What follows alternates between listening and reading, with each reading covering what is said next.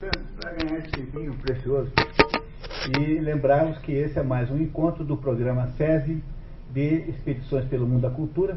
Esse programa, como você já sabe, não é um programa de literatura, é um programa de cultura. Há uma enorme diferença dessas duas coisas. Aquilo que se chamaria um programa de literatura é um programa mais interessado na forma literária, ou seja, em aspectos técnicos da obra literária. Esses aspectos não nos interessam aqui apenas subsidiariamente, apenas secundariamente. O que nos interessa aqui fundamentalmente é o conteúdo da obra em si. O que nós queremos é entender o sentido dela. E é por isso que não se lida aqui apenas com livros de natureza ficcional. Às vezes nós temos aqui também livros de natureza revelatória, né? Livros de revelação. Temos também de vez em quando livros de natureza ensaística. Quer dizer, nós temos aqui uma diversidade muito grande de livros, sempre lembrando que a maioria dos livros que nós analisamos aqui são livros de ficção mesmo, porque a metodologia que é utilizada nesse nosso programa aqui é muito mais adequada para livros de ficção do que para livros de ensaio. Então, esse já é quase o nosso... Já passamos de 50, né, em 50 encontros. Desde que começou o programa são 100 livros. Esses 100 livros devem ser analisados no prazo de 5 anos, 20 por ano, no programa mãe que está aqui. Esse aqui é o programa mãe, então nós temos mais ou menos 20 livros por ano. E também queria lembrá-los sempre de que é imprescindível que vocês, ou melhor, é muito recomendável que vocês leiam o livro, porque por mais que o resumo que é feito aqui seja feito aí com dedicação, para que ele de fato apresente com clareza a trama, mesmo assim nada substitui a leitura do próprio livro, que é sempre muito melhor. Então também compreendemos que vocês não têm o tempo para isso envolveria uma dedicação que talvez vocês não possam ter. Mas isso aqui, esse problema é minimizado com o nosso resumo, que aparece aí, que vocês receberam, como sempre, né? Que nós iremos aqui daqui a pouquinho, começaremos a leitura. Eu também queria dizer que temos aqui hoje uma convidada especial, que é a Eliana Virantossi, que veio de Borrasópolis, professora do Estado, que veio assistir o curso hoje, tá? Eliana, seja bem-vinda, tá?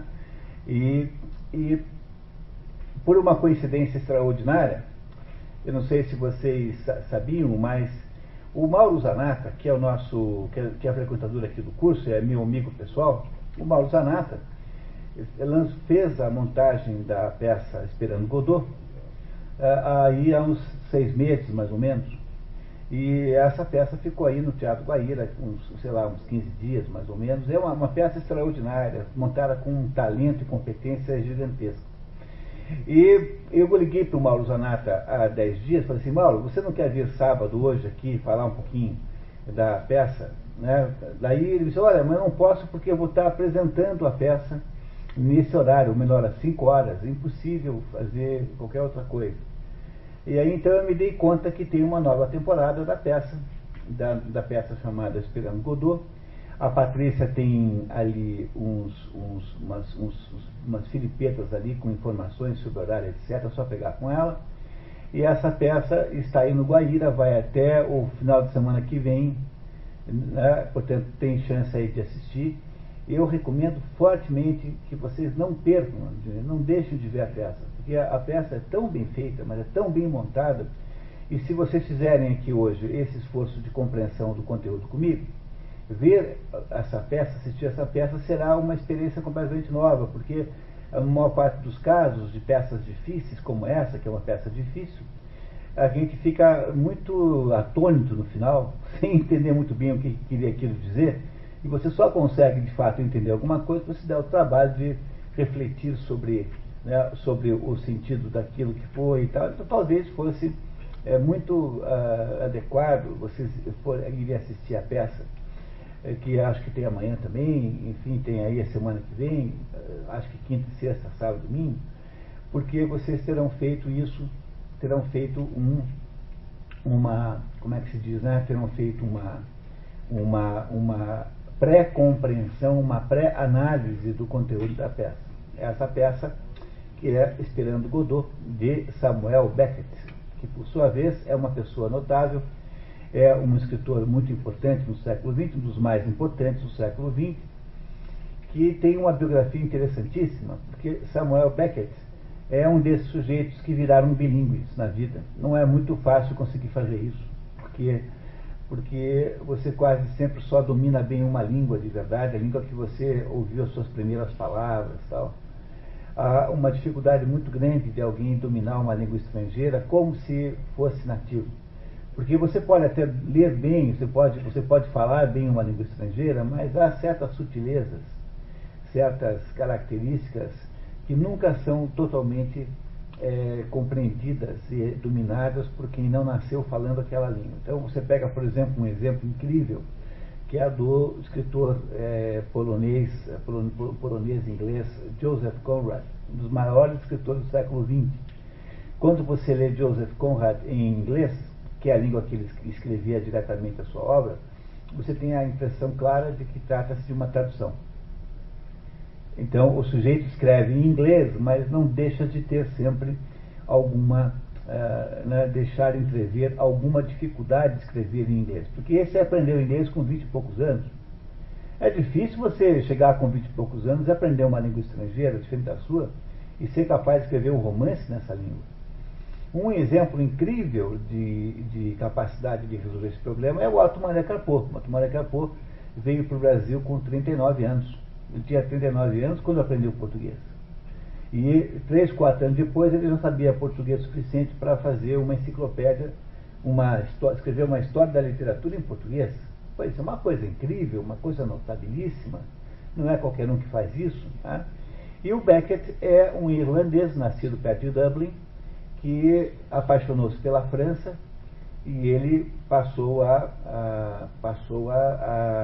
escrever em francês, principalmente, em primeiro lugar, e depois traduzia a peça, ou o livro, o romance, para o inglês. Ele mesmo fazia isso. Mas ele escrevia primeiro em francês, depois ele fazia uma versão em inglês. O que é uma coisa incrível também, notável. É claro que isso numa peça talvez não seja tão difícil de fazer, porque afinal uma peça é um texto com economia de palavras, mas dos romances que ele fez, por exemplo, tem aqui os 3 romances principais de Beckett, né, que é Molloy, Malone morre, e a última é o Indizível, em português. Esses 3 romances aqui são uma trilogia, eles têm uma complementação natural, e ele escreveu isso aqui em francês, depois ele fez a tradução para o inglês, o que não é uma coisa fácil de fazer, né? É uma coisa, vamos admitir, muito complicada. Então chegaram as nossas leitoras oficiais, né, que é a Clarinha e a Maria Lúcia.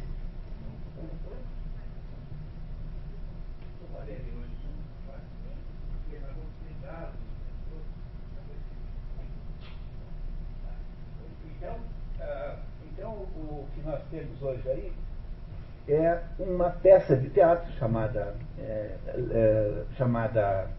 En attendant Godot. O nome original da peça é Esperando Godot, En attendant Godot, que depois ele traduziu para Waiting for Godot. E depois houve tradução em 18 línguas, sei lá quantas. Mas é uma pessoa originalíssima, esse Samuel Beckett. As linhas gerais da sua biografia é que ele é um sujeito que tem como principal característica de infância ter sido criado como um protestante numa Irlanda que é agressivamente católica. A Irlanda, não a Irlanda do Norte, mas essa Irlanda chamada de Eire. Tem 2 Irlandas, né? Tem uma chamada Eire, que é essa Irlanda independente, e tem uma chamada Ulster, que nós aqui conhecemos por Irlanda do Norte. A Irlanda do Norte, Ulster, ela é dividida. Não, País de Gales é outro lugar. País de Gales, aquela situação geográfica, ela é assim. Naquela ilha maior, tem 3 países. Tem a Inglaterra, o País de Gales e a Escócia. O nome desse negócio aí é Grã-Bretanha. Tá? Grã-Bretanha. Aí quando você junta a Irlanda do Norte na outra ilha, aí você tem o Reino Unido. Entenderam? Então aquela ilha maior é a mistura, são 3 países: Inglaterra, País de Gales e Escócia. Aí do lado esquerdo tem uma outra ilha que tem 2 países. O de baixo chama-se Eire, o Irlanda, e o de cima chama-se Ulster. E Ulster tem como nome aqui Irlanda do Norte. A Irlanda do Norte é metade católica, metade protestante. Tanto é que tem uma briga lá, histórica, que os católicos querem juntar o Ulster ao Eire, né? E aí a Inglaterra não deixa. E a Irlanda do Sul, digamos assim, que é o Eire, por sua vez, é um país completamente católico, mas completamente, entendeu? E protestantes lá passam muito mal e não tem antipatia nenhuma, e muito menos pela Inglaterra. Para vocês terem uma ideia, a dita Irlanda, que é o Eire, nunca fez parte da Commonwealth, da comunidade britânica.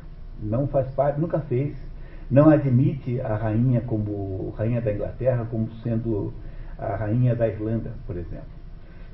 Tão grave foi a briga para a independência de lá, a independência lá foi dificílima e tal.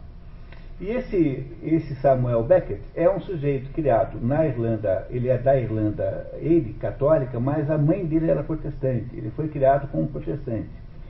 E ele cresceu, então, portanto, numa perspectiva diferente da perspectiva reinante na Irlanda, e ele rapidamente direcionou-se para a literatura, foi estudar francês e italiano na universidade, de lá saiu, foi para a Inglaterra, foi para os Estados Unidos, foi para a França, onde ele então conheceu um sujeito que tem 20 anos a mais que ele, chamado James Joyce, que já estava meio doente demais, e ele então, Samuel Beckett, arrumou um emprego de secretário do James Joyce e torna-se assim uma espécie de assessor, tanto é que disse que ele ajudou diretamente na produção do livro Finnegan's Wake, que é um dos últimos livros de James Joyce.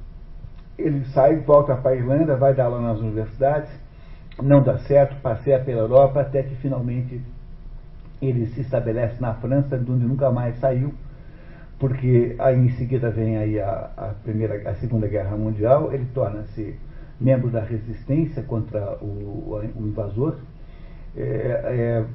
casa-se com uma francesa e passa então aí mais ou menos os anos da guerra lutando na resistência, se escondendo, trabalhando como agricultor com nome falso. E quando termina a Segunda Guerra, então ele mais ou menos tem delineado no final da Segunda Guerra, logo em seguida ele escreve essa peça chamada En attendant Godot, Esperando Godot.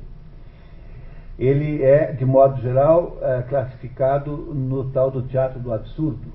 E o significado exato dessa palavra nós vamos entender depois. Mas chama-se de teatro absurdo um conjunto de obras aí entre a década de 40 e a década de 50, mais ou menos, né? No Brasil a gente só o percebeu na década de 60, porque aqui sempre chega mais tarde, né? Tudo chega depois aqui. Mas o teatro absurdo é segunda metade da década de 40 e década de 50 inteira.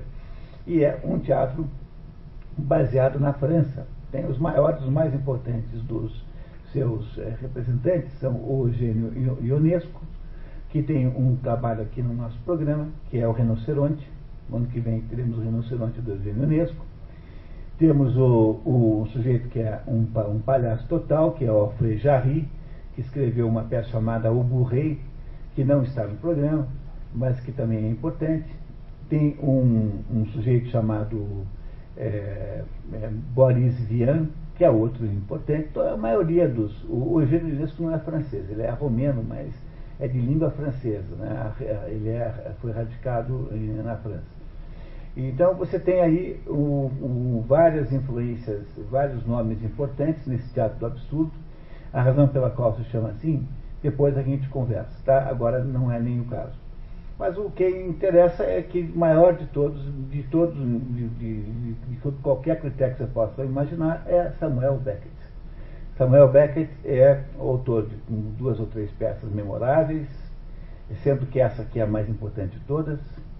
e autor dessa trilogia, desses 3 romances, que é uma trilogia extraordinária, são 3 romances belíssimos, há outros também. Então aí há uma opção de outras obras menores, né?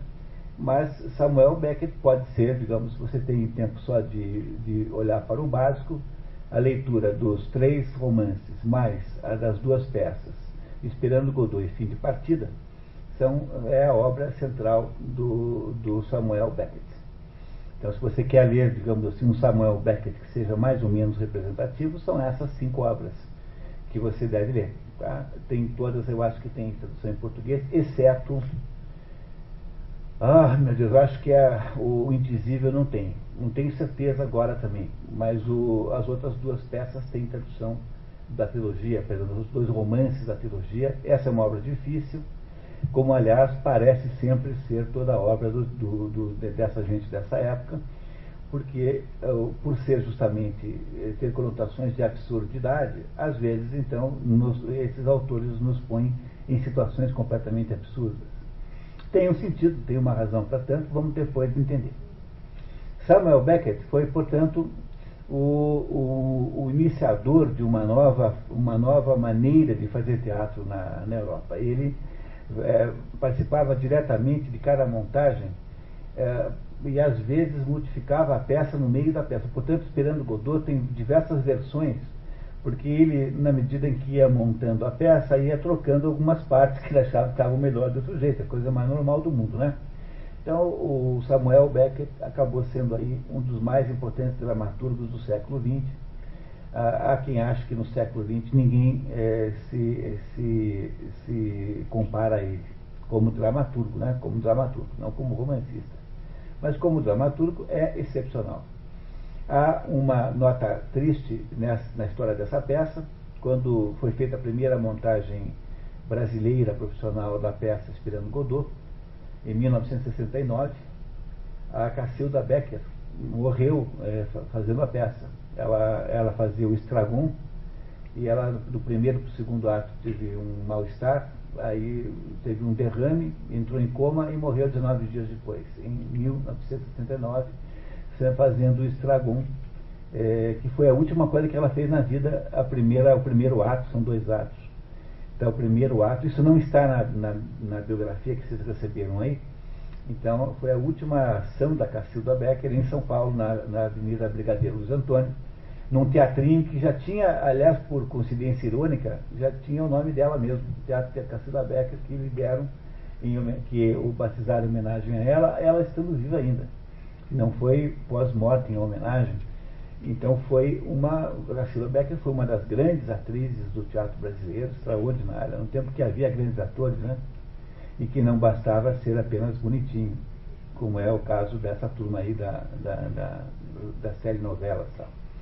E vocês não têm ideia do que houve de depreciação, de qualidade dos atores. Né? Quando a televisão destruiu o verdadeiro cantor, porque agora não basta ter voz boa, basta ter uma aparência boa.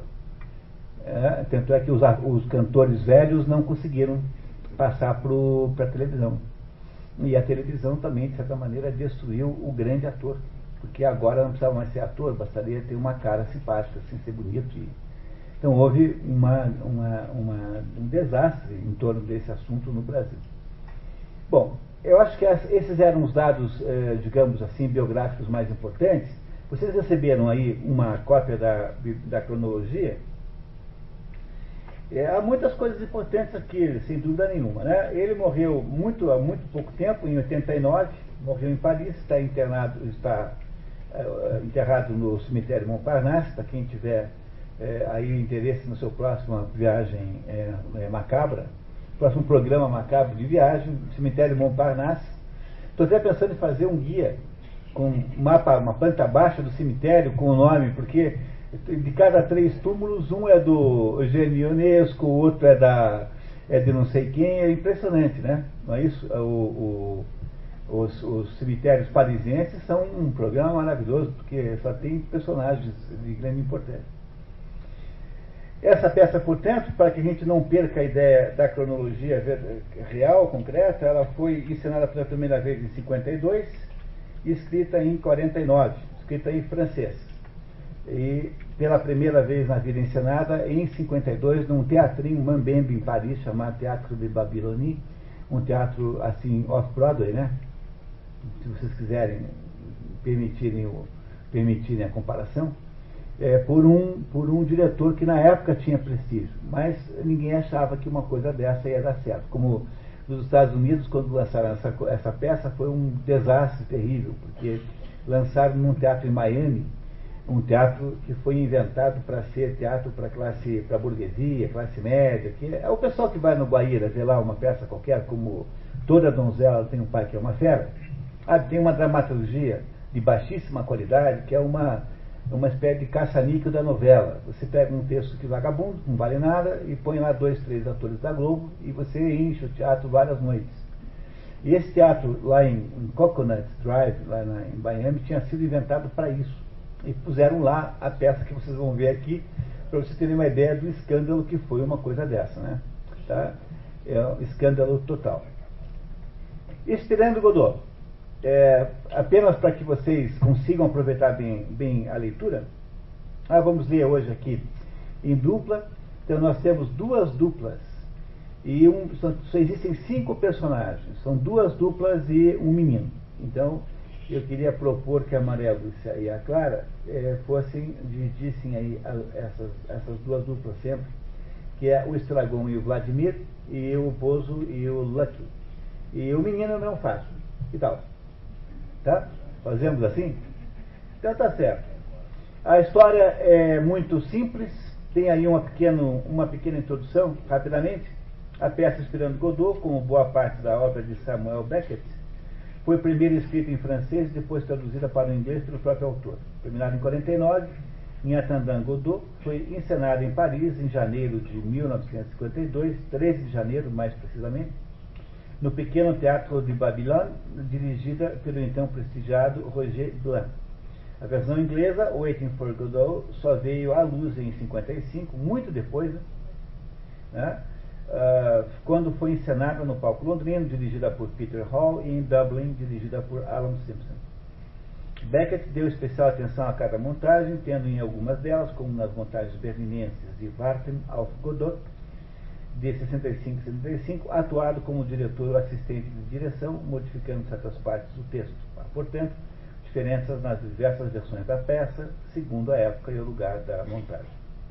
Comumente, a peça Esperando Godot é classificada como teatro absurdo, nome dado a certas obras teatrais dos anos 40 e 50, entre cujos autores se destacam Samuel Beckett, Eugène Ionesco, Arthur Adamov, Jean Genet, Jarry, aqui tem um errinha com A, por favor, corrijam, e Boris Vian. A expressão absurdo teria sido inspirada no livro Mito de Sísifo, de Albert Camus, que descreve a desolação humana num mundo incompreensível. Trata-se, portanto, de uma peça com um cenário muito simples. Vocês verão lá no teatro, quando forem, que o cenário compõe-se apenas de uma árvore só. E as 2 personagens centrais são 2 vagabundos, 2 mendigos vagabundos. Um chama-se Estragon, ou Gogô, e o outro chama-se Vladimir, ou Didi. Tem esses apelidos.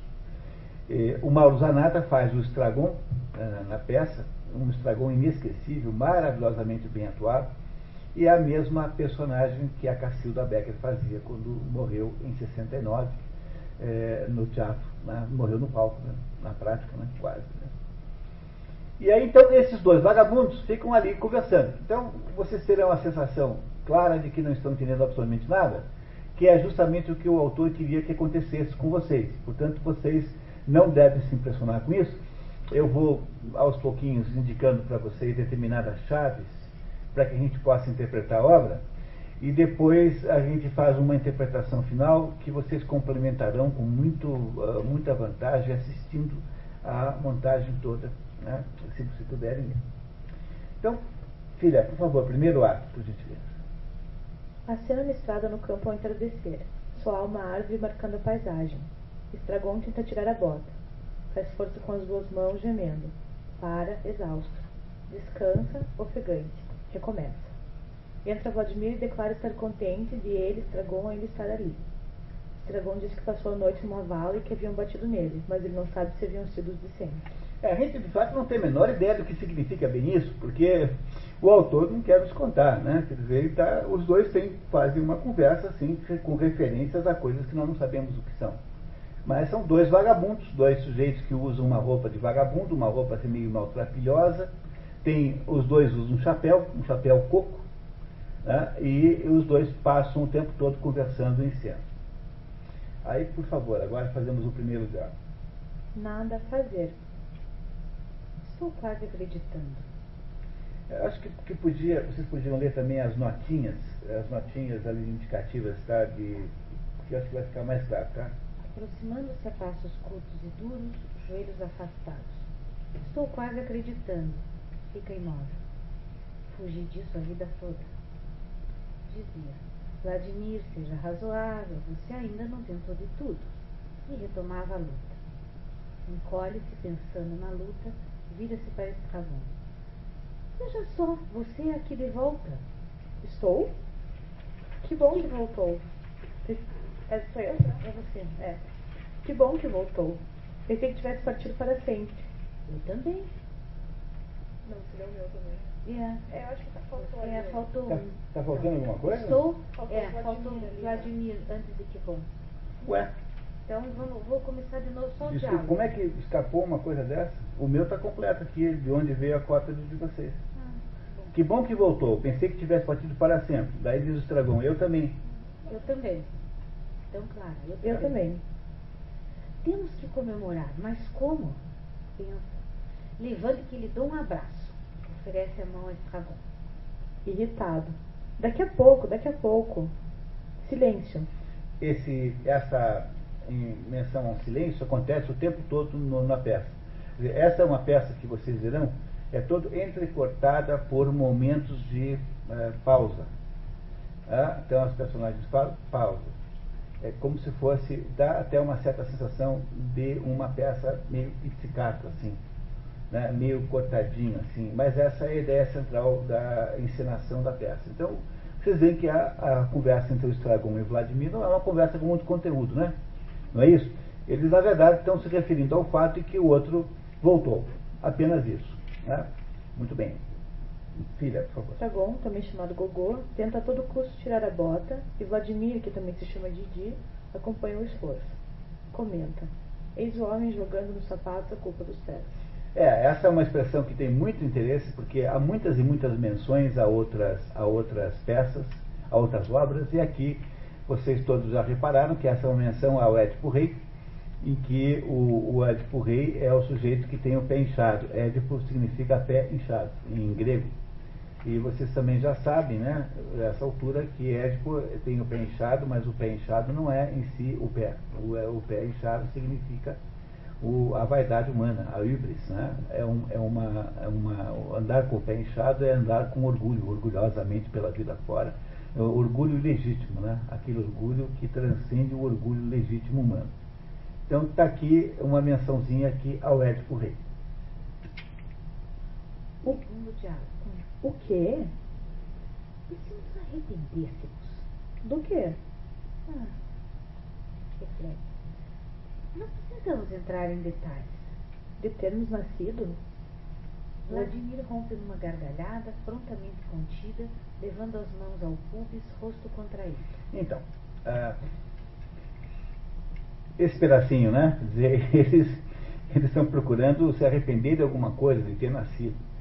Pode parecer um pouco fora de sentido, porque vocês imaginam que seja um extrato da peça que veio separado do resto, mas se vocês lessem no resto não faria a menor diferença, porque no fundo é tão incompreensível como se estivesse na sequência natural. Na verdade, entre cada diálogo existe uma emenda que eu fiz que junta uma ideia com a outra, de modo que na prática você tem a situação que teria se você lesse a peça toda.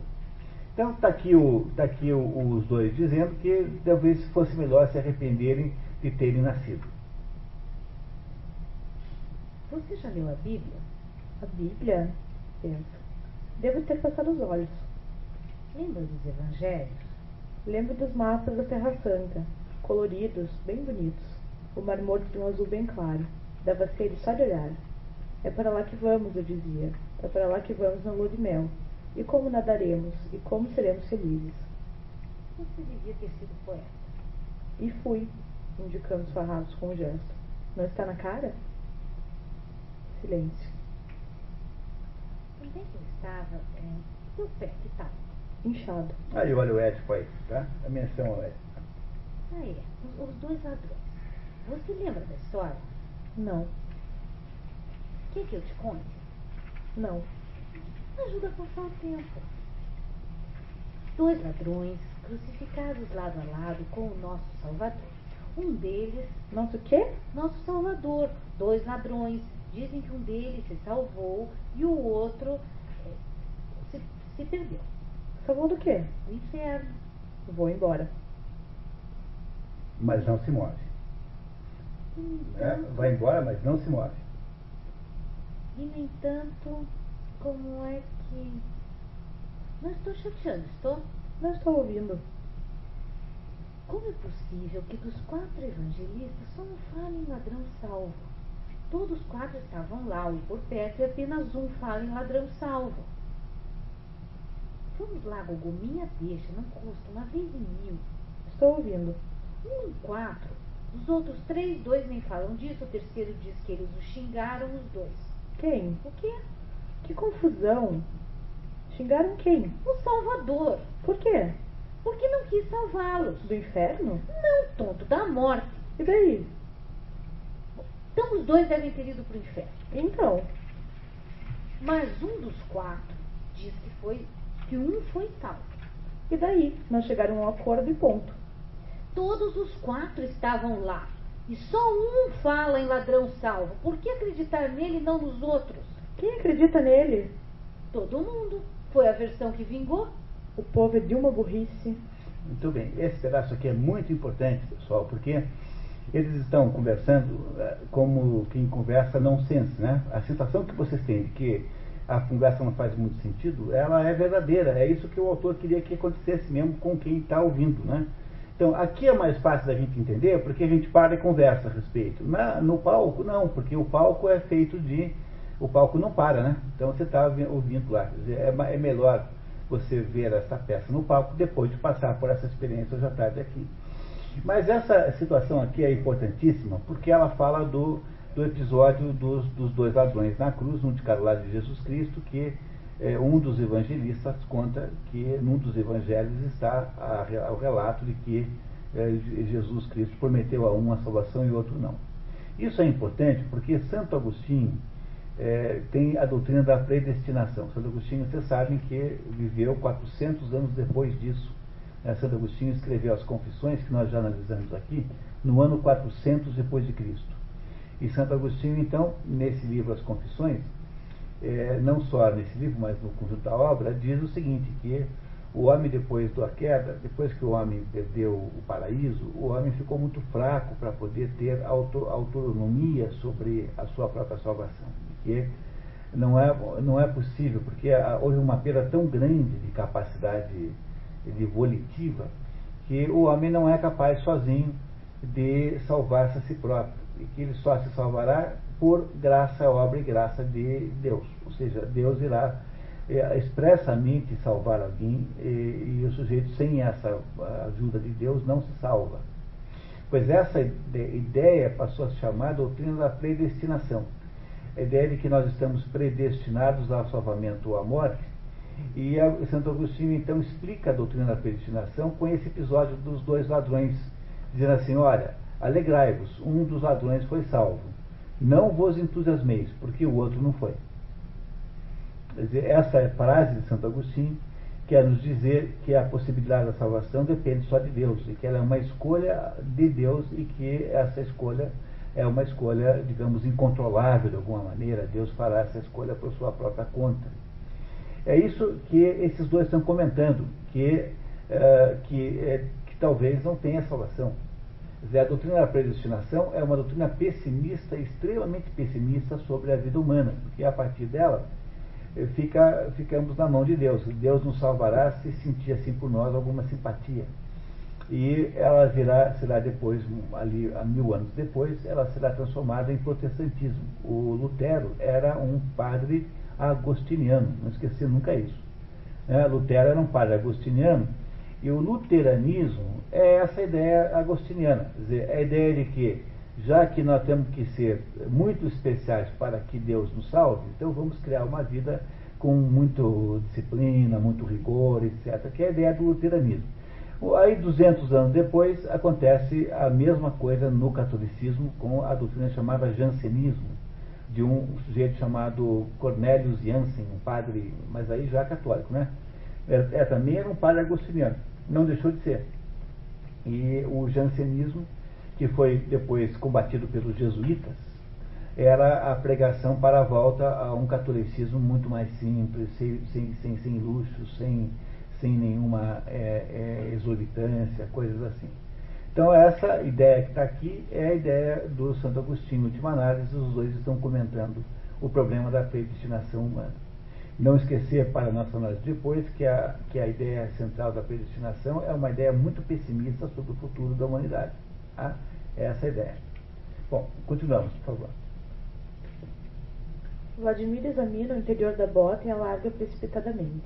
Cospe no chão e, enojado, resmunga. Lugar encantador. Dá a volta, caminha em direção à boca de cena, junto à plateia. Esplêndido espetáculo. Volta-se para Vladimir. Vamos embora. A gente não pode. Por quê? Estamos esperando o Godot. Godot apareceu pela primeira vez aí. O Beckett dizia que era para pronunciar Godot, para um americano, né, para um inglês, Godot. Agora, se você estiver louco para imaginar que God aí é Deus, pode desanimar, porque, conforme o Santo Agostinho mandava, porque ele disse explicitamente que não era Deus. Agora, pode também ter mentido, né? Seja como for, a pronúncia desse Godot é Godot, e não Godot, em a francesa. E mais tarde ele acabou confessando que o tal do Godot era o nome Godot, claro que não é o que significa aqui, mas era como é que se chama quem anda de bicicleta? Ciclista francês, que fazia aquelas corridas na França lá, Tour de France, né? Que tem uma corrida famosa na França, e que ele é um ciclista que desapareceu no meio do caminho, estava ganhando a corrida e de repente não apareceu na reta final e ficou todo mundo esperando o homem chegar. Por isso é que ele inventou que era esperando Godot. Godot aí escreve G-O-D-E-A-U-X. Esse Godot do ciclista escreve um pouco diferente aqui. Mas há uma especulação muito grande sobre o que é que significa Godot. Ele mandava pronunciar Godot, com acento grave no Got, não no O. Mas isso, por enquanto, não tem muita importância. Vamos continuar entendendo. Então, esses dois aí dizem que estão esperando Godot. O que nós sabemos sobre o Godot? Nada. Aparentemente, eles também. Tá? A dupla discute se era mesmo ali, perto da árvore, que eles deveriam esperar. Localizados na árvore, discutem se se trata de um chorão ou de um arbusto. Não parece uma dúvida meio fora de propósito? Um chorão é uma árvore grande, né? Mas um arbusto é, por definição, uma planta pequena. Não parece a vocês um pouquinho confuso esse Tragon, esse Vladimir? Levemente confuso, né? Continuamos, vamos lá. Ele devia estar aqui. Não deu certeza de que viria. E se não vier? Voltamos amanhã. E depois de manhã. Talvez. E assim por diante. Ou seja, até que ele venha. Estragon diz a Vladimir que eles já haviam vindo no dia anterior. Vladimir não lembra e os dois ficam na dúvida. Tem certeza de que era hoje à tarde? o quê? Que era para esperar. Ele disse sábado. Acho. Continuo em dúvida sobre se aquele dia era sábado ou domingo, se era segunda ou sexta. Estragon quer contar um sonho, mas Vladimir não quer ouvir. Estragon começa a contar a piada do inglês no bordel, mas não consegue terminar. Didi diz que Gogô cheira a alho. Não parece meio confuso esses dois aí? O que vocês não têm a sensação que esse Estragon e esse Vladimir são meio confusos? Levemente, né? Muito bem. É bom para os rins. Estragon olha atentamente para a árvore. E o que fazemos agora? Esperamos. Bem, mas enquanto esperamos, E se a gente se enforcasse? um jeito era ter uma ereção. Uma ereção? Com tudo que se segue. Onde cair, a mandrágora brota. É por isso que a raiz grita quando arrancada. Você não sabia? A mandrágora é a planta mais mística que existe. Nenhuma outra planta tem tantos significados misteriosos quanto a mandrágora. A mandrágora, ela tem raízes que parecem pessoas. As raízes tomam formas, digamos, humanoides. E ela é uma planta mais utilizada em bruxarias e feitiçarias que existe. Ele disse que elas crescem, uma mandrágora cresce no lugar onde cai o sêmen de um homem enforcado. Então a origem da mandrágora é do esperma de um homem enforcado. É uma planta que tem uma noção de fecundidade, uma noção de fecundidade associada com poderes mágicos, enfim, é uma planta extraordinariamente importante do ponto de vista simbólico, né? A força sem demora. Num galho, aproximam-se da árvore e olhar atento. Não dá para confiar. Podemos tentar. Tenta. Depois de você. Nada disso, você primeiro. Por quê? Você é mais leve. Isso mesmo. Eles estão tentando se suicidar, né? Estão percebendo isso, né? Muito bem. Não entendo. Pense um pouco, use a cabeça. Vladimir reflete. Eu não entendo. Vou explicar. Pensa. O galho. Tem que entender. Você é a minha última esperança. Gogô leve. Galho não quebra. Gogô morto. Didi pesado. Galho quebra. Didi sozinho. Enquanto que... Eu não tinha pensado nisso. Quem pode o mais, pode o menos. Mas será que eu sou mais pesado? Você disse? Eu não sei de nada. Há uma chance em duas, mais ou menos. Então o que fazemos? Nada, é o mais prudente. Esperar para ver o que ele nos diz. Nada é o mais prudente. Por favor, tá? Lembrem desse pedacinho aqui. É muito importante, tá? Esperar para ver o que ele nos diz. Quem? Godot. Isso. Vamos esperar até estarmos completamente seguros. Por outro lado, talvez fosse melhor malhar o ferro antes que esfrie. Estou curioso para saber o que ele vai propor. Sem compromisso. O que era mesmo que queríamos dele? Você não estava junto? Não prestei muita atenção. Nada muito específico. Um tipo de prece. Isso. Uma vaga súplica. Exatamente. E o que ele respondeu? Que ia ver. Que não podia prometer nada. Que precisava pensar mais. Dormir sobre o assunto. Consultar a família, Os amigos, os agentes, os correspondentes, os registros, o saldo do banco. antes de se pronunciar. Nada mais normal. Não é mesmo? A mim parece. Também a mim. Estragon quer saber o papel deles naquilo tudo. Vladimir diz que eles são suplicantes. Só um minutinho aqui. Qual é o papel desses dois? Não quer saber? Afinal de contas, o que nós estamos fazendo aqui? Aí o Vladimir diz que... Vocês repararam que esse Vladimir e esse Estragon, quer dizer, o Didi e o Gogô, não parecem com o Gordo e o Magro? O Laurel e o Hardy, né? Não é isso? Laurel e Hardy, né? São o Gordo e o Magro. Quer dizer, eles são uma dupla, além de ser uma dupla de mendigos, eles são uma dupla cômica, assim. Tem uma certa comicidade, né, essas pessoas aí. Não é? E eles são suplicantes nessa história. Essa é uma informação importante para entender a história. Né? Estragon pergunta onde são os direitos deles e Didi diz que ele faria rir se fosse permitido. São interrompidos por ruídos estranhos. Levantando a mão. Escute! Escutam! Grotescamente estáticos. Não estou ouvindo nada. Escuta. Estragon perde o equilíbrio, quase cai, agarra o braço de Vladimir que balança. Escutam, encostados um ao outro, olhos nos olhos. Nem eu. Suspiros de alívio, de extensão, separam-se. Você me assustou. Pensei que fosse ele. Quem? Godot! Estragon quer ir embora, mas Vladimir acha que pode ser que naquela noite eles possam dormir na casa dele, aquecidos, secos, de barriga cheia, sobre a palha. Vale a pena esperar, não vale? Como Estragon está com fome, Didi lhe dá uma cenoura. De boca cheia e distraído. Não estamos amarrados? Não entendi uma palavra. Perguntei se estamos amarrados. Amarrados? Amarrados. Amarrados como? Pés e mãos. Mas a quem? Por quem? Ó seu homem. A Godot? Amarrados a Godot? Que ideia, de maneira nenhuma. Não ainda. O nome dele é Godot? Acho que sim.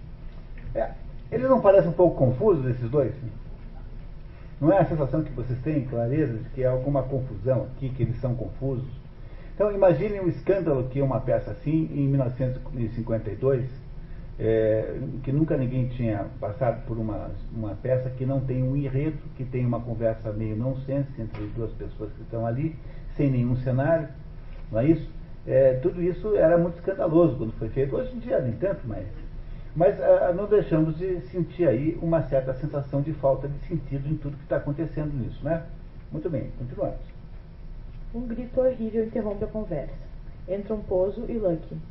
O primeiro conduz o último, servindo-se de uma corda passada ao redor do pescoço, de modo que, a princípio, apenas Lucky é visível. Tem o Lucky na frente, com uma corda no pescoço, e o outro vem segurando a corda atrás. Entra, então, uma dupla completamente estranha, composta por um sujeito que domina o outro, né? Há ali uma relação de domínio de um ao outro. Lucky carrega uma mala pesada, uma banqueta dobrável, uma cesta de provisões e um casaco sob o braço. Pozo carrega um chicote. Como a dupla pensa que Pozo é Godot, ele se apresenta e pergunta: quem é Godot? Godot? Vocês me tomaram por Godot. De forma nenhuma, senhor, nem por um instante. Quem é? Bem, é um conhecido. Longe disso, mal o conhecemos. É verdade, nós não conhecemos muito bem, mas em todo caso... De minha parte, eu seria incapaz de reconhecê-lo. Vocês me tomaram por ele.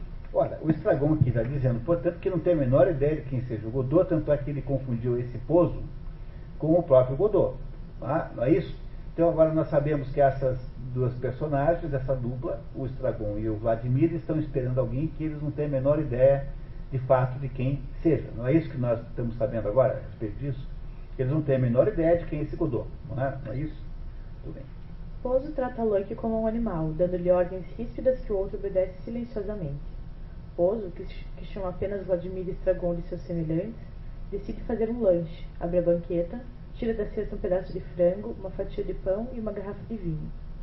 Lucky fica imobilizado. Vladimir e Estragon, curiosos, rodeiam Lucky. Pozo acaba de comer. Estragon repara nos ossos espalhados pelo chão. Senhor, o que é, meu bom homem? É que o senhor o senhor não vai querer precisar dos ossos? Não dava para você esperar? Não por isso, natural. Se vão precisar dos ossos, remexe-os com a ponta do chicote. Não, pessoalmente não tem nenhuma serventia para mim. Estragon avança um passo na direção dos ossos. Mas, Estragon para. Mas em princípio os ossos ficam com o carregador. Que é o Lucky, né?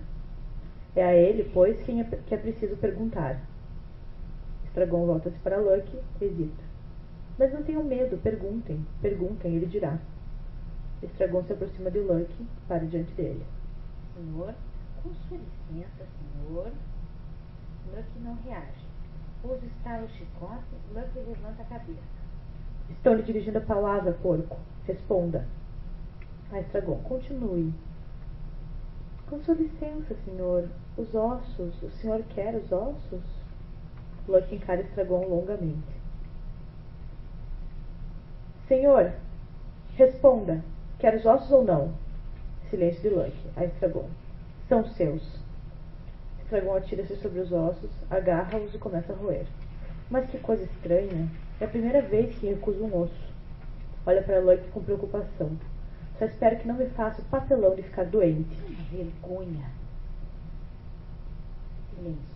Estragon estupefato para de roer, olha para Vladimir e Pozo alternadamente. Pozo manifestamente calmo, Vladimir cada vez mais agitado. A Vladimir.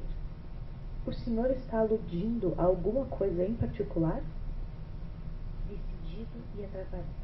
Tratar de um homem, gesto em direção a Lucky, dessa maneira, acho isso um ser humano, não, é uma vergonha. Não querendo ficar para trás. Um escândalo, torna a roer. Pouso acende o cachimbo, dizendo ser apenas um fumante ocasional, um fumante vicioso. Então, estão entendendo a história? É óbvio que se alguém estiver entendendo a história é uma espécie de milagre, porque o que o autor, a última coisa que ele quer é que vocês de fato entendam o que está acontecendo aqui, né?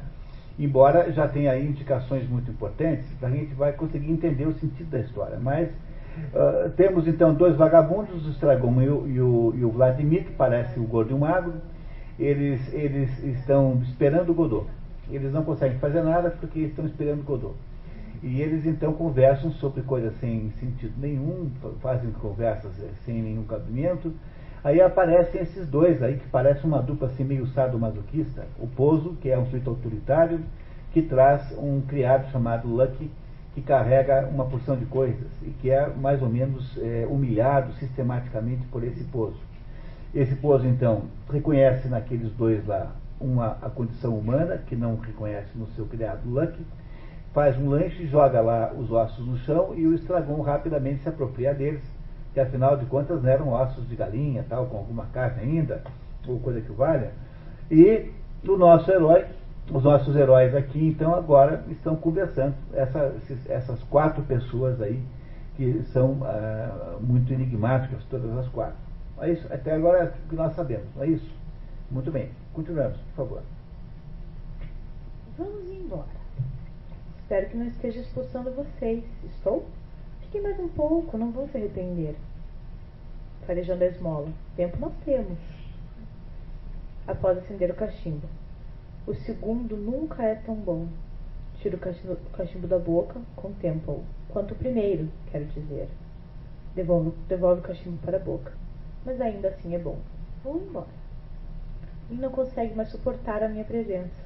Talvez eu não seja particularmente humano, mas isso lá é motivo? A Vladimir. Pense 2 vezes antes de cometer um desatino. Digamos que parta agora, enquanto ainda está claro, pois apesar de tudo ainda é dia. Os 3 olharam para o céu. Bem, o que seria, nesse caso? Tira o cachimbo da boca, olha para ele. Estou sem fogo, reacende o cachimbo.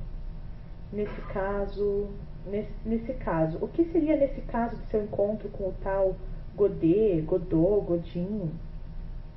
Enfim, sabe de quem estou falando, que carrega o seu futuro nas mãos. Enfim, seu futuro imediato. Ele tem razão. Como o senhor sabe?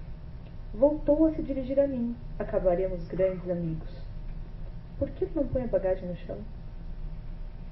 Pouso disse que também ficaria feliz em conhecer o Sr. Godot. Quanto mais gente conheço, mais feliz eu fico. Até vocês, quem sabe, me acrescentarão alguma coisa.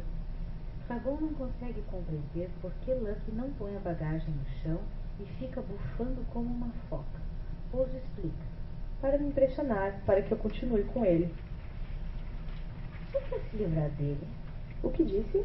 O senhor quer se livrar dele? De fato. Mas em vez de expulsá-lo, coisa ao meu alcance, quero dizer, em vez de simplesmente colocá-lo no olho da rua, dar-lhe um pé na bunda, vou levá-lo, por bondade minha, ao mercado de São Salvador, onde espero embolsar alguma coisa. A bem da verdade, expulsar criaturas assim não é mesmo possível. Para fazer direito seria preciso matá-las. Lucky chora. Está chorando. Até os velhos cães têm mais dignidade. Entrega o lenço a Estragon. Vá consolá-lo, já que está condoído. Estragon hesita. Tome. Estragon pega o lenço. Enxugue as lágrimas. Assim ele se sentirá menos abandonado. Estragon aproxima-se de Lucky em posição de enxugar suas lágrimas e Lucky desfere-lhe tremendo pontapé na tíbia. Estragon larga o lenço, pula para trás, faz um grande círculo no palco mancando e berrando de dor. Porco, cavalo, me aleijou. Pouso explica que Estragon havia tomado o lugar de Lucky porque as lágrimas do mundo são em quantidade constante. Fica orgulhoso de sua habilidade poética. Sabem quem me ensinou todas essas coisas bonitas? Pausa, mirando o dedo para Lucky. Ele. Será que a noite nunca irá jamais? Sem ele, todos os meus pensamentos, todos os meus sentimentos seriam vulgares, preocupações profissionais. A beleza, a graça, a verdade de primeira classe estavam além do meu alcance. Então acolhi um Knuck. Como a dupla não sabe o que é um Knuck, Pozo diz que Knucks são os substitutos dos antigos bufões e reclama. Antes, ele era amável, me ajudava, me entretinha, me fazia bem. Agora, ele me assassina. Pozo quer recompensar a dupla por terem sido decentes com ele e oferece fazer Luck dançar, ou cantar, ou recitar, ou pensar. Lembra que esse Luck não disse uma palavra até agora, né? Tá, muito bem. Vladimir a Pozo. Mande-o pensar. Entrega o chapéu dele. O chapéu? Sem chapéu ele não consegue. Entregue o chapéu dele. Eu? Depois do pontapé que levei? Nem morto. Então entrego eu o chapéu. Ele que pegue sozinho. É melhor entregar o chapéu. Pega o chapéu e entrega a Luck com o braço estendido. Luck não se mexe. Precisa pôr na cabeça. Peça para ele pôr sozinho. É melhor pôr na cabeça dele. Vou pôr o chapéu.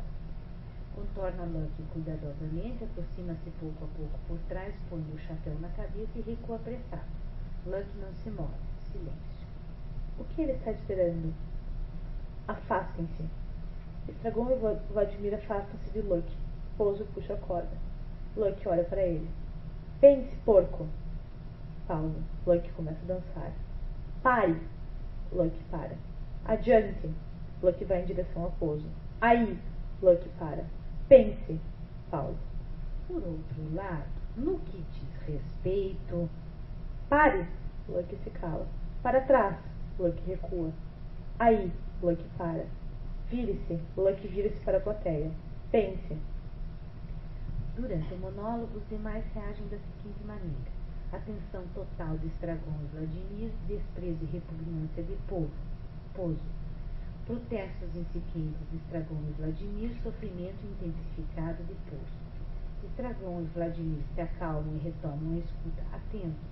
Cada vez mais agitado, Pozo geme de desconforto. Protestos violentos de Estragon e Vladimir. Pozo dá um salto, puxa a corda. Gritaria generalizada. Luck puxa a corda, se desequilibra, grita seu texto. Todos atiram-se sobre Luck, que se debate gritando o texto. Exposição monótona. Dada a existência, ataque... Não, desculpa, tal, tá, tem um errinho. T-A-L, tá? Não faz grande, melhora. Dada a Não, se vocês existência não... tal... Sem essa correção, vocês não vão entender o discurso do Lucky.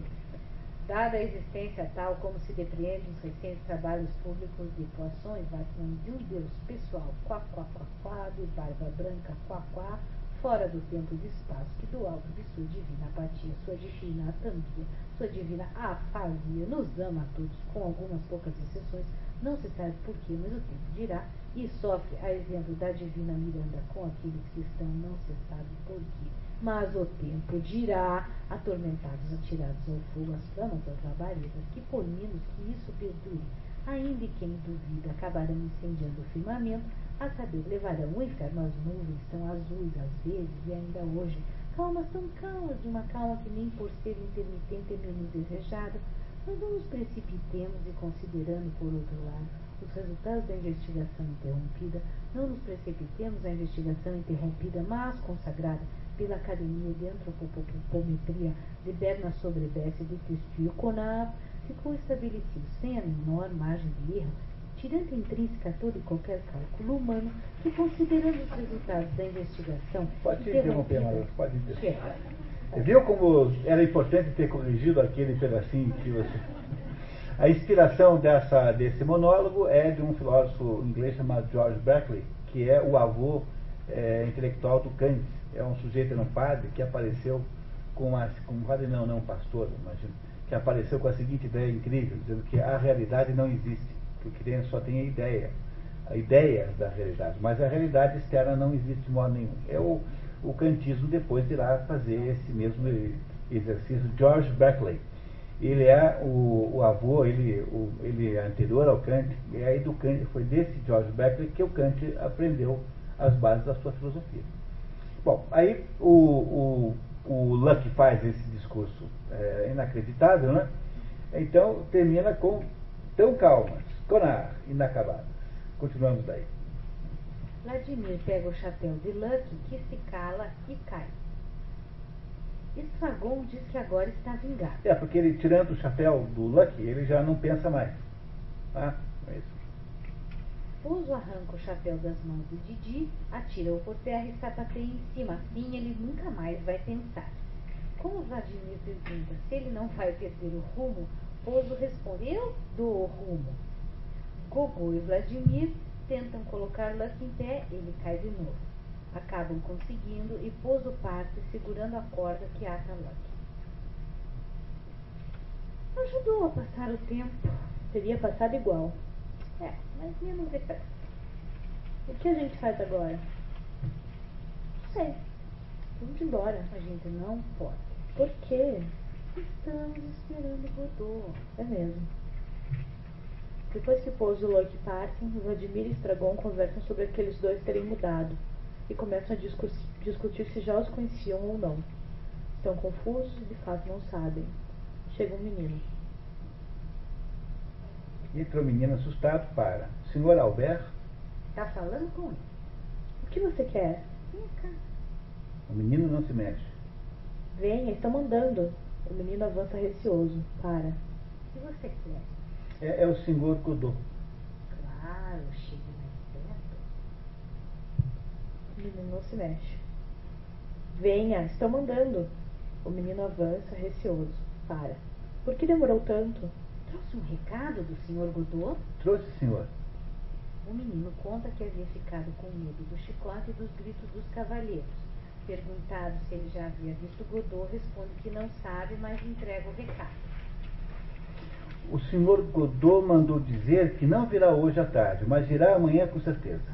Só isso? Só, senhor. Você trabalha para o Sr. Godot? Trabalho, senhor. Fazendo o quê? Cuide das cabras, senhor. Ele é bom para você? É, senhor. Não bate? Em mim, não, senhor. O menino diz que Godot bate é no irmão dele. Antes de sair, quer uma resposta para levar a Godot. Vladimir fornece. Diga que nos viu. Você viu mesmo, não viu? Depois que o menino parte, a dupla reflete. Você não ouviu o moleque? Não. Diz que Godot virá amanhã com toda certeza. O que me diz disso? Então é só esperar aqui. Tá maluco? Precisamos de abrigo. Toma o Estragon pelo braço. Venha. Puxa, o Estragon deixa-se levar, depois resiste e para. Olhando para a árvore. Pena que não temos um pedaço de corda. Que é para se suicidar, né? Tá. Venha, está esfriando. Puxa o Estragon com a mão. Me lembre de trazer uma corda amanhã. Tá certo, venha. Há quanto tempo estamos juntos o tempo todo? Não sei, uns 50 anos, eu acho. Gogô e Didi trocam reminiscências, como da vez em que Estragon havia se atirado no reino durante a colheita das uvas. Cogitam se não teria sido melhor que eles tivessem se separado, mas não têm certeza de nada. E acaba o primeiro ato, vocês entenderam tudo, né? O primeiro ato completamente claro, né? Sem nenhuma dificuldade de compreensão. E o que aconteceu durante o primeiro ato inteiro? Na prática mesmo, na realidade? Nada. Não aconteceu nada, né? Essa dupla eles são vagabundos no sentido de serem assim maltrapilhos, né? Gente assim que vive por aí e tal, e eles estão esperando Godot. Enquanto esperam Godot, eles se deparam com essa dupla estranhíssima, o Pozo, que é um sujeito dominador, e o Locke, que é um sujeito dominado, e esse Locke então só pode pensar, e de fato faz um discurso eruditíssimo em dado momento, né, quando ele tem o seu chapéu sobre a sua cabeça. E aí então esperamos muito que na segunda parte dessa história agora, no segundo ato, nós tenhamos um pouco mais de ação. Vamos torcer para acontecer isso? Então vamos lá, segundo ato. São só 2 atos. No dia seguinte, na mesma hora e no mesmo lugar, no meio do palco, um par de botas amarelas. Vladimir, sozinho, começa a cantar uma música que fala de um cão que foi à cozinha roubar pão e chouriço, e que o chefe e um colherão deram-lhe fim e sumiço. A cançoneta continua com outros cães tudo assistindo. O companheiro enterraram. Chega Estragon e Vladimir o quer abraçar, mas Gogô recusa. Não me toque. Está chateado por ter sido deixado partir e de ter sido espancado de novo, embora não saiba bem por quem. Vladimir o consola. Você também deve estar contente lá no fundo, confesso. Contente por quê? De me reencontrar. Você acha? Diga, mesmo que não seja verdade. O que quer que eu diga? Diga, eu estou contente. Estou contente. Eu também. Eu também. Estamos contentes. Estamos contentes. O que vamos fazer agora que estamos contentes? Será Godot. É mesmo. As coisas mudaram por aqui de ontem para hoje. E se ele não vier? Depois do momento de espanto, aí a gente decide. Estava dizendo que as coisas mudaram por aqui de ontem para hoje. Tudo escoa. Repare bem na árvore. Nunca se desce 2 vezes pelo mesmo pulso. A árvore, preste atenção na árvore. Estragon olha para a árvore. Não estava aí ontem? Claro que está. Esqueceu? Estivemos a ponto de nos enforcarmos nela. É assim mesmo. Enforcarmos nela. Mas você não quis. Está lembrado? Você sonhou. Será possível que já tenha esquecido? Comigo é assim mesmo. Ou esqueço na hora ou nunca mais. E Pozo e Lucky esqueceu também? Pozo e Lucky? Ele apagou tudo. Lembro de um doido que me cobriu de pontapés e depois se fez de tonto. É o Lucky. É, desse eu lembro. Mas quando foi? E do outro que o estava puxando, você não lembra? Me deu uns ossos. É o Pozo. E você disse que foi ontem a coisa toda? Sem dúvida. Aqui mesmo? Mas é claro que ideia, não está reconhecendo? Começam a discutir. É difícil conviver com você, Gugu. Ai, seria melhor a gente se separar. Você sempre diz isso e sempre volta. Para fazer direito, será preciso me matarem, como outro. Que outro? Que outro? Como bilhões de outros. A cada um, sua pequena cruz. Um piscar de olhos e um rápido adeus. Vladimir e Estragon conversam sobre as folhas, de como falam todas ao mesmo tempo e cada uma consigo próprio, de como elas falam da vida que viveram e não lhes basta estarem mortas. O que vamos fazer agora? Estamos esperando Godot. É mesmo. Didi e Gogô resolvem recomeçar, mas não conseguem. Decidem pensar, depois se contradizer, depois fazer perguntas, depois repassar suas bênçãos. Acabam se concentrando em pensar de onde vinham todos esses cadáveres e resolvem retornar ao começo. Estragon quer saber, começo de quê? Eles não sabem e recapitulam. Hoje à tarde, dizia, assim é exigido demais de mim, pode acreditar. Teve um abraço, estávamos contentes. Que fazer agora que estamos contentes? Esperamos, deixa eu ver se eu quase lembrando. Agora que estamos contentes, esperamos, deixa eu ver isso. Árvore. A árvore. Você não lembra? Estou cansado. Repara nela. Não estou vendo nada. Ontem à tarde estava completamente seca e esquelética e hoje está coberta de folhas. De folhas? Da noite pro dia. Deve ser primavera. Mas assim, da noite pro dia? Estou dizendo que não estávamos aqui ontem à tarde. Você teve um pesadelo. E na sua opinião, onde estávamos ontem à tarde? Não sei. Em outro lugar. Em outro compartimento. Vazio é que não falta. Tudo bem. Não estávamos aqui ontem à tarde. Então, diga, o que fizemos ontem à tarde? O que nós fizemos? Se se lembrar. Bom, acho que jogamos conversa fora. Sobre o quê? Isso e aquilo, sobre as botas. Isso, me lembrei. Ontem à tarde ficamos falando das botas. A mesma conversa há 50 anos. Não lembra de nada que aconteceu, nenhuma circunstância? Estragon não consegue lembrar de nada acontecido no dia anterior. Nem de Pozo, nem de Lucky, nem dos ossos, nem do pontapé dado por Lucky, embora lembre-se de ter apanhado. Didi mostra-lhe o ferimento na perna. Gogô também não reconhece as botas e diz que as dele eram pretas e que elas são amarelas. Estou cansado. Vamos embora. A gente não pode. Por quê? Estamos esperando Godot. É mesmo. que vamos fazer então? Não há nada a fazer. Mas não aguento mais. Que um rabanete? Estragon prefere uma cenoura, mas na falta de uma fica com o rabanete mesmo. Didi e Gogô tentam coçar as botas. Repare que no segundo ato as coisas estão muito mais animadas agora, se não tem essa impressão. Muito bem, tá? Continuando. Estamos sempre achando alguma coisa, não é, Didi? Para dar a impressão de que existimos. E mesmo somos mágicos, mas não vamos nos desviar. Desculpem, eu queria notar a vocês que essa é uma frase extraordinariamente importante. Estamos sempre achando alguma coisa, não é, Didi? Para dar a impressão de que existimos. Não é isso? Tá? Essa é uma frase central na compreensão da peça, tá? E é mesmo. E é mesmo. Somos mágicos, mas não vamos nos desviar. Pega uma bota, vem, me dê o pé. Estragon aproxima-se, levanta o pé. O outro porco. Estragon levanta outro pé. Mais alto! Corpos emaranhados cambaneiam pelo palco. Vladimir consegue finalmente calçar-lhe a bota. Tenta andar um pouco. Estragon anda. Então, Serviu. pegando o barbante no bolso. Vamos amarrar. Nada disso. Nada de laços, nada de laços. Isso também é importante. Nada de laços, nada de laços. Marquem isso aí.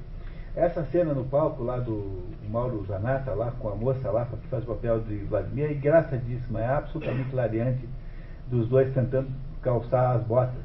Entendeu? É muito engraçado.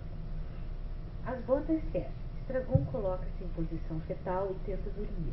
Vladimir começa a cantar, primeiro alto e depois baixo, e Estragon adormece. Vladimir o cobre com um paletó. Estragon acorda sobressaltado, dizendo que estava caindo. Vamos embora. A gente não pode. Por quê? Estamos esperando Godot. Vladimir está com frio. Encontra o chapéu de Lucky, que a dupla brinca de trocar entre si, misturando com os próprios, cada vez mais freneticamente. Decidem brincar de representar Pose e Lucky. Estragon decide ir embora, mas volta correndo e, sem fôlego, corre na direção de Vladimir. Isso aqui é o inferno! Onde você foi? Pensei que tivesse partido para sempre. Até a beira do aclive. Estão vindo. Quem? Não sei. Quantos? Não sei. É Godot, enfim! Abraça Estragon com efusão. Gogô, é Godot, estamos salvos. Vamos ao seu encontro, vem! Puxa Estragon em direção à coxinha. Estragon resiste, solta-se e sai correndo na direção oposta. Gogô, volte! Silêncio. Vladimir corre até a coxinha onde Estragon acaba de entrar, olhando ao longe. Estragon entra precipitadamente, corre em direção a Vladimir que se vira. Você voltou de novo. Aqui é o inferno. Foi muito longe. Até a beira do aclive. Os dois, transtornados, correm dizendo: estamos cercados. Escondem-se atrás de uma árvore, mas não acontece nada. Aliviados, se abraçam e decidem, enquanto continuam esperando, fazer exercícios de alongamento, relaxamento, circunflexão, etc. Chega, estou cansado. Estamos fora de forma. Vamos respirar fundo assim mesmo. Não quero mais respirar. Tem razão. Vamos fazer a árvore. Ajuda no equilíbrio. A árvore? Vladimir faz a árvore tremendo. Sua vez. Estragon faz a árvore tremendo. Você acha que Deus está me vendo? Sabe, fechando os olhos. Estragon fecha os olhos, tremendo mais forte.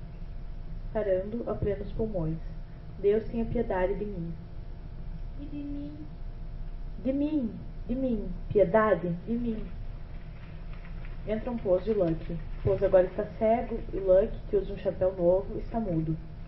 Lucky estaca quando vê Gogô e Didi. Pose, sem enxergar, choca-se contra ele e ambos caem no chão. Ficam estendidos, imóveis, em meio à bagagem esparramada. Estragon quer saber se aquele é Godot. Pose pede socorro. Entenderam? O Pozo vai atrás. Né? Como ele é cego, quando o outro para, ele cai em cima do Lucky, os dois se embolam com a bagagem e caem no chão. E os outros dois ali, o Didi e o Gogô, querem saber se aquele lá é, afinal de contas, é ou não é Godot. Muito bem. Aqui. O tempo voltou a fluir. O sol vai se pôr, a lua vai despontar. Nós partiremos daqui. Piedade. Pobre Pozo. Tinha certeza de que era ele. Quem? Godot. Mas não é Godot. Não é o Godot? Não é o Godot. Quem é então? É o Pozo. Sou eu. Me ajudem a levantar. Não está conseguindo se levantar. Vamos embora. A gente não pode. Por quê? Estamos esperando Godot. É mesmo. Vladimir diz a Estragon que Pozo talvez ainda tenha ossos de galinha para ele. Não seria melhor ajudá-lo primeiro? Fazer o quê? A se levantar. Ele não consegue se levantar? Ele quer se levantar. Então que se levante. Ele não consegue. Qual o problema dele? Não sei. Estragon quer pedir os ossos antes de levantar o Pozo, pensando que se recusar, nós o deixamos aí. Mas Vladimir teme que Lucky os ataque. Decidem aproveitar que o ajudante ainda está inerte e aplicar-lhe um bom corretivo. A ideia é boa, mas será que somos capazes? E está mesmo dormindo? Não. O melhor é aproveitar que Pozo está pedindo socorro, socorrê-lo e contar com sua gratidão. Mas ele não... Não percamos tempo com palavras vazias. Façamos alguma coisa enquanto há chance. Não é todo dia que precisam de nós. Ainda que, a bem da verdade, não seja exatamente de nós. Ou outros dariam conta do recado tão bem quanto, se não melhor. O apelo que ouvimos se dirige antes a toda a humanidade. Desculpe interromper, mas isso é um ponto extraordinariamente importante da história. Quer dizer, eles estão achando que há um apelo de toda a humanidade para levantar o Pozo e o Lucky. Não é isso? Não é? Muito bem. Mas, nesse lugar, nesse momento, a humanidade somos nós, queiramos ou não. Aproveitemos enquanto é tempo. Representar dignamente, uma única vez que seja, a espécie que estamos desgraçadamente atados pelo destino cruel. O que me diz? Claro que, avaliando os prós e os contras de cabeça fria, não chegamos a desmerecer a espécie. Veja o tigre, que se precipita em socorro de seus congêneres sem a menor hesitação, ou foge, salva sua pele embrenhando-se no meio da mata. Mas não é esse o X da questão. Foi-nos dada uma oportunidade de descobrir. Sim, dentro dessa imensa confusão, apenas uma coisa está clara e estamos esperando que Godot venha. É mesmo. Pozo geme e propõe 100 francos para ser ajudado. Aumenta para 200. Vladimir tenta levantar o homem, mas não consegue. Estragon decide ir embora. Vladimir promete ir com ele e ele o ajudar. Pozo aumenta a oferta. Vladimir cai, Estragon estende-lhe a mão e cai também. Pozo, deitado, conversa com ele. Quem são vocês? Somos homens. É bem isso. Homens sobre a terra. Você consegue levantar? Não sei. Tenta. Daqui a pouco. Como Pozo não para de pedir piedade, Vladimir, a pedido de Estragon, bate em Pozo, que grita chamando por Lucky e na direção de quem tenta se arrastar, mas cai e fica inerte. A dupla chama Pozo, mas ele não responde. E se a gente tentasse outros nomes? Tenho medo que esteja gravemente ferido. Seria divertido. Divertido o quê? Experimentar outros nomes, um depois do outro. Ajudaria a passar o tempo. Acabaríamos por descobrir o certo. Eu estou dizendo que ele se chama Pozo. É o que veremos. Deixa eu ver. Abel. Pozo. Aqui. Viu só? Estou ficando cheio de estômago. Talvez o outro se chame Caim. Caim. Aqui. A humanidade inteira. Olha aquela nuvenzinha. O Pozo é a humanidade inteira, né? Tá certo? Onde? Pegaram a dica, né? Tá. Não peguei. Então tá. Depois eu explico. Tá? Só perceber que o Pozo aqui, simbolicamente, nesse momento, representa a humanidade inteira. Onde? Lá, no Zênite. Daí? O que tem de tão extraordinário? Didi e Gogô se levantam para tentar outra coisa. Ficam prosas com sua iniciativa. Simples assim. Ler é poder, esse é o segredo. E agora? Socorro! Vamos embora. A gente não pode. Por quê? Estamos esperando Godot. É mesmo. O que fazer? Socorro! Se ajudássemos, O que temos que fazer? ele quer levantar. E depois? Quer que alguém o ajude a levantar. Tudo bem, vamos ajudar. O que estamos esperando? Ajudam o Pozo a se levantar, afastam-se dele. Ele volta a cair. Ai, temos que segurá-lo. Como antes, Pozo fica de pé entre os dois, os braços apoiados ao redor do pescoço de ambos. Melhor assim? Quem são vocês? Não nos reconhece. Estou cego. Estragon quer saber se Pozo prevê o futuro, clara referência a Tireses, no vidente cego de Tebas. Pozo intervém. Tinha uma visão excelente. Eu tinha uma visão excelente. Agora ele não enxerga mais nada, mas tinha uma visão excelente. Não são bandidos? Bandidos? Por acaso temos cara de bandidos? E a dor, ele é cego. Puxa, é verdade. O que ele diz? Não me deixem só. De modo algum.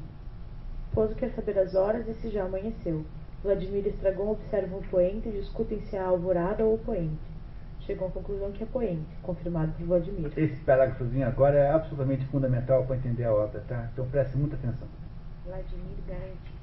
Está anoitecendo, senhor. Estamos chegando à noite. Meu amigo estava tentando me confundir e admito que cheguei a duvidar por um segundo. Mas não foi à toa que atravessei essa longa jornada e asseguro que ela está quase esgotando seu repertório.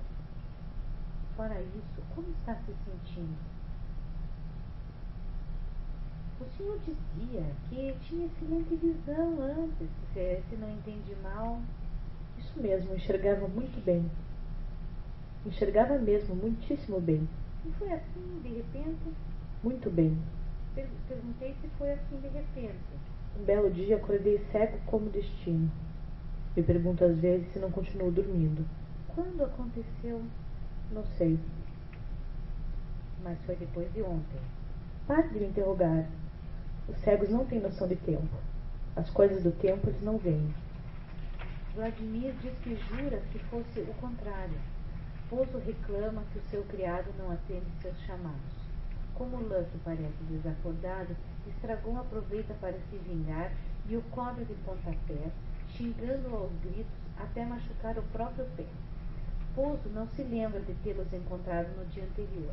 Patrão e criado, agora de pé, preparam-se para partir.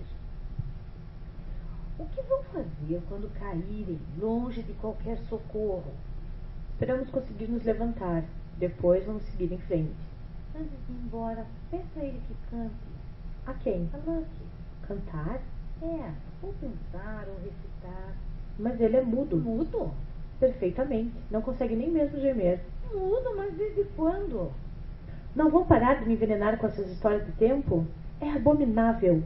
Quando? Um dia não é o bastante para vocês. Um dia como os outros. Ficou mudo. Um dia fiquei cego. Um dia ficaremos todos surdos. Um dia nasceremos. Um dia morreremos. No mesmo dia, no mesmo instante. Não basta para vocês? Dão a luz do útero para o túmulo. O dia brilha por um instante, volta a escurecer. Adiante.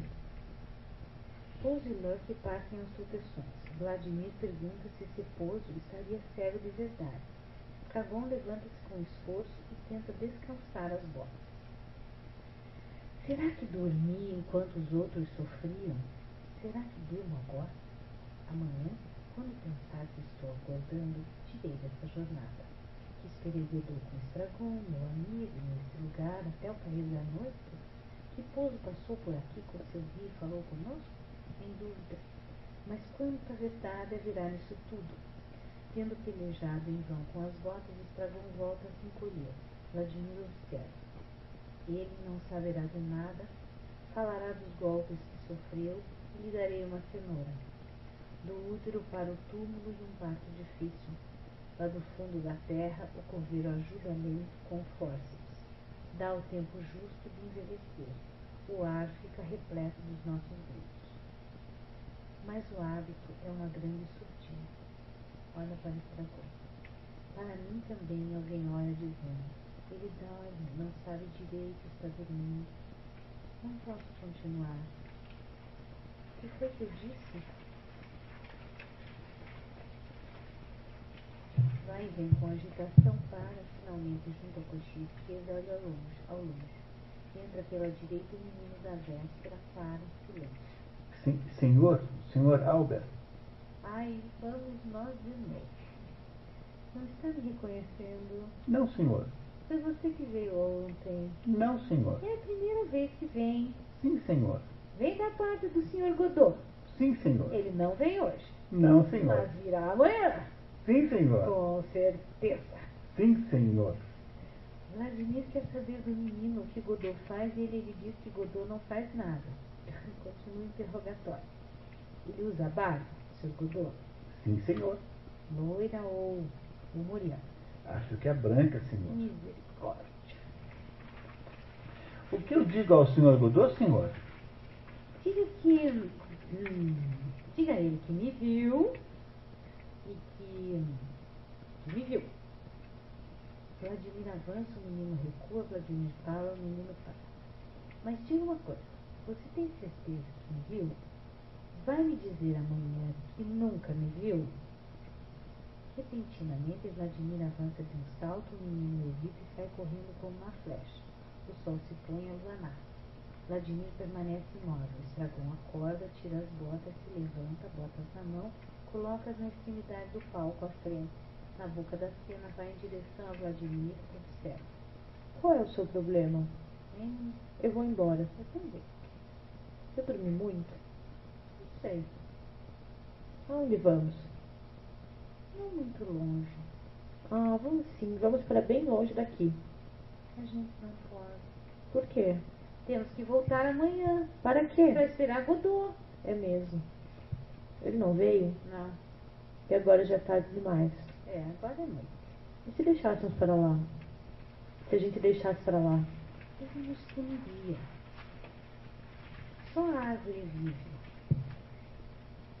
O que era mesmo? A árvore está viva.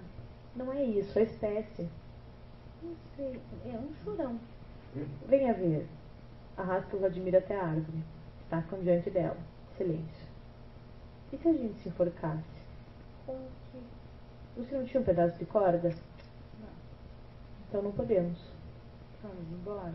Espere, tem o meu cinto. Ai, é curto demais.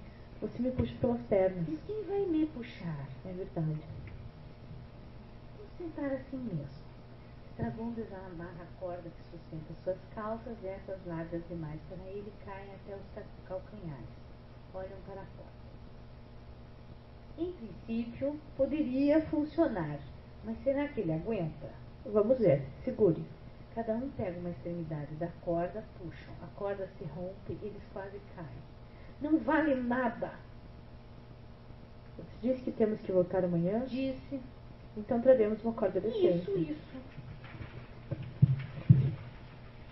Titia, Que não posso continuar assim. é o que todos dizem. E se a gente se separasse? Talvez ficasse melhor. Amanhã nos enforcamos. A não ser que Godot venha. E se vier? Estaremos sólidos. Vladimir tira o chapéu de lã que olha para o interior, vasculha-o com a mão, sacode e recoloca o chapéu. Então, vamos? Arrume as calças. Quê? Arrume as calças. Tirar as calças? Arrume as calças. É mesmo. Arruma as calças. Silêncio. Então vamos embora. Vamos lá. Não se mexem. Muito bem. Leitura impecável. Parabéns. Muito obrigado. Dentro desse nossa perspectiva, da nossa metodologia aqui, ser capaz de ler assim com intensidade dramática faz uma diferença enorme na compreensão que você mesmo tem, porque você não pode ler dramaticamente se você não está entendendo o que está acontecendo. Bom, quando se trata de uma peça fácil de entender como essa, né, a diferença é que no teatro você não consegue parar no meio do negócio para pensar. Mas aqui a gente consegue, né? Então nós vamos entender o que está aí.